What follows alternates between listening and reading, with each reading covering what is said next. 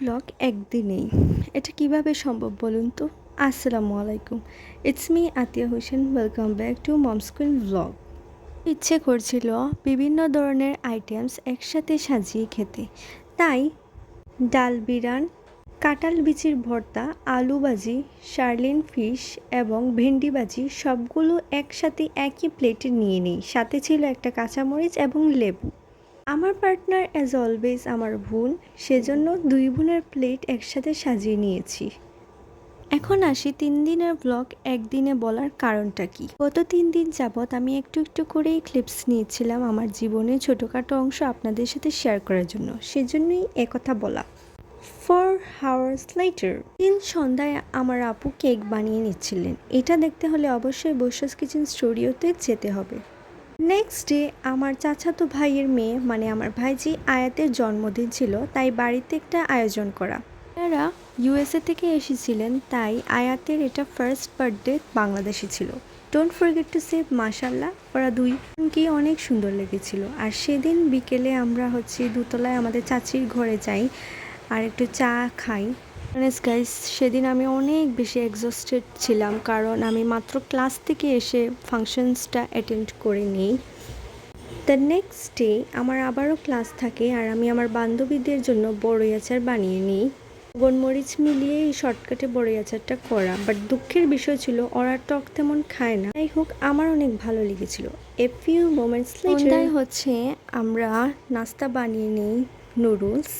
এবং এই সম্পূর্ণ ব্লগটা ছিল খাওয়া দাওয়া নিয়ে। 2-3 দিনে আমরা যা যা খেয়েছি সেগুলোই একটু একটু করে ক্লিপস নেওয়া। এই নুডলস বানানোর মধ্যে কিন্তু একটা রহস্য আছে, সেটা হচ্ছে আমাদের ছোটোকালের স্মৃতিগুলোকে আমরা তাজা করে নিই। এটাও কিছুক্ষণের মধ্যে আপনারা দেখে নেবেন। তার আগে বলুন তো কার কার নুডলস ফেভারিট? যদি ফেভারিট হয়ে থাকে অবশ্যই কমেন্টে জানাবেন, আমারও অনেক বেশি ভালো লাগে। এছাড়াও আমার চ্যানেলটিকে লাইক, শেয়ার এবং সাবস্ক্রাইব করে নেবেন। ফেসবুকে দেখে থাকলে অবশ্যই একটা ফলো দিয়ে দিবেন। আরেকটা দুঃখের বিষয় হচ্ছে এই ভিডিওটা পুরাতন চুলায় লাস্টবারের মতো করা, মানে এরপরের দিনে আমাদের ভাইয়া নতুন চুলা এনেছিলেন, ওইটারও ব্লগ আসবে নেক্সট ডে ইনশাল্লাহ।